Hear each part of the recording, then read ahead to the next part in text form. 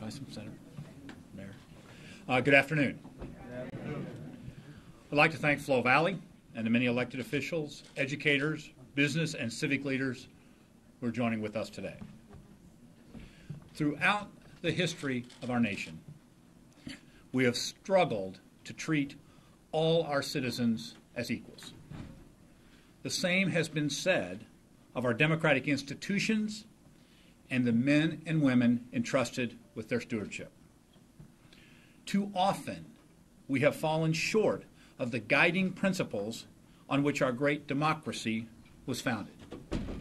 For too many, the promise of unalienable rights, of life, liberty, and the pursuit of happiness rings hollow. In the small Missouri town where I grew up, the railroad tracks were the dividing line. Whites on one side, blacks on the other. Separate and unequal. It was the way things were. Thankfully, we have come some distance since those days. But the journey is not over in 2014. The protests set in motion by the events of August 9th in Ferguson echo others within our lifetime. Across the decades, those protests have been a cry from the heart, heard and felt around the nation and around the world, a cry for justice, a cry for change in the schoolhouse and the courthouse, a cry for change in the social and economic conditions that impede prosperity, equality, and safety for all of us. When there has been a clear vision of a better future and a well-marked path for progress, protests have yielded lasting change.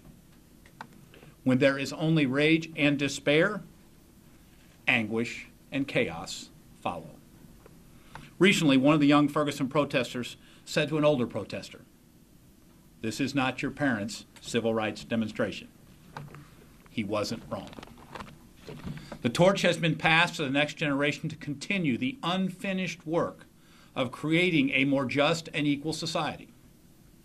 The passion and energy of the young have been and continue to be a driving force in solving the shared problems we face. And they are shared problems. I think of the mother of an African-American teenager as she kisses him goodbye each morning, hands him his backpack, and watches him head off to school, knowing that he might never come home again. She lives with that fear every day. I think about the wife of a cop as she kisses her husband goodbye, hands him a cup of coffee, and watches him drive off to work, knowing he might never come home again. She lives with that fear every day. That is the world we live in. Too much violence, too little hope. Too much fear, too little trust. But as the smoke clears and the shouting dies down, the question that lingers in the air is this: what now? What will we do in this moment while the whole world is watching? What will we do to move forward after 73 days of civil unrest? How do we move on from shouting past one another in the streets, on the internet, and on the evening news?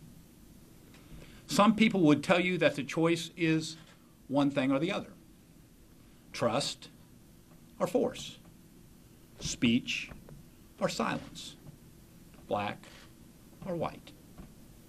It is far more complicated than that.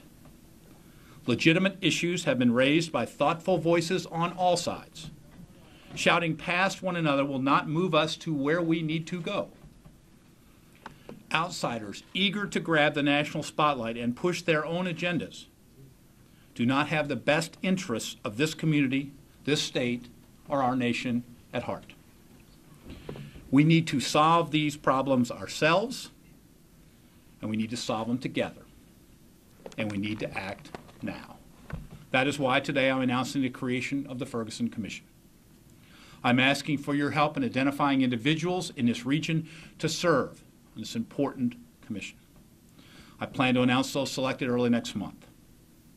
My fervent hope and my belief is that we will find thoughtful people from every walk of life, ordinary citizens as well as empowered leaders in business, education, public safety, and our faith communities, who are willing to serve their state when it needs them the most. My charge to the Commission through an executive order will be threefold. First, to conduct a thorough, wide-ranging, and unflinching study of the social and economic conditions underscored by the unrest in the wake of the death of Michael Brown. Second, to tap the expertise needed to address the concerns identified by the Commission, from poverty and education to governance and law enforcement. And third, to offer specific recommendations for making this region a stronger, fairer place for everyone to live. The men and women selected to serve on this commission must be willing to come together in good faith, endure the fierce crucible of public opinion, and lead the hard work of change. They must be willing to talk candidly and openly, and more importantly, to listen to what those on every side have to say. These are difficult conversations that for far too long have been avoided or ignored. This is not the work for the faint of heart. Make no mistake, there will be anger and conflict, fear and distrust. The enemies of change will not easily yield to reasoned voices calling for stronger, more united region. But to move forward, we must transcend anger and fear. We must move past pain and disappointment. We must open our hearts and minds to what others have seen, what others have lived, and respect their truth. That is the challenge that lies before us. And I believe the good people of this region are eager to meet that challenge. Let me be clear. This is not an investigation into Michael Brown's death or the facts of what happened in the street that day. The responsibility for that investigation belongs to the St. Louis County Prosecuting Attorney, the Grand Jury, the FBI, the Federal Department of Justice, and the United States Attorney General. Whatever the outcome of their investigations, we must move forward together. More acts of violence and destruction like those we have experienced at times during the past 73 days will not be tolerated and will only hurt the communities that have suffered the most at the very time they need restoration and healing. Our faith, our laws, and the principles on which our democracy was founded demand more of us. We must hold ourselves and one another accountable to the highest standards of personal responsibility and mutual respect. In the end, history will be our judge. But we're also being judged here and now, and the stakes are high. This is a defining moment that will determine whether this place will be known as a region marred by racial division and unrest, or a region that pulled together to rise above and heal. This region is the economic engine of our state. For decades, many of the people in this room and thousands of others have worked hard to make this a region a thriving center of business innovation, cultural excellence, and scientific research. Its leaders are actively engaged in attracting the best and brightest, the talent from around the world. If we do not act, and act now, the damage could be severe and long-lasting. Our streets cannot be battlefields. Our neighbors must be free to lead their daily lives, to go to work, to church, to run a business without fear. Our children must be able to walk to school and play in the park in safety. The wives of police officers and the mothers of teenagers deserve peace of mind.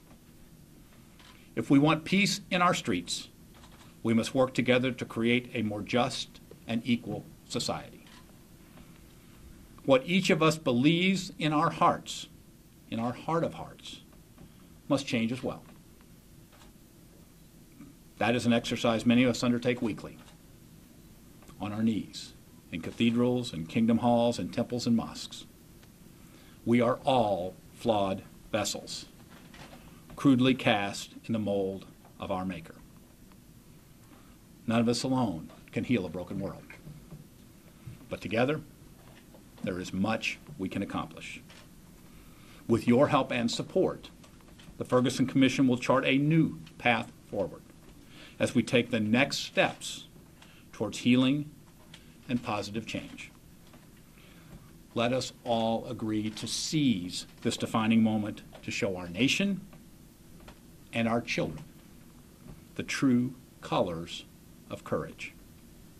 Together, I know we can do it. Thank you, and God bless.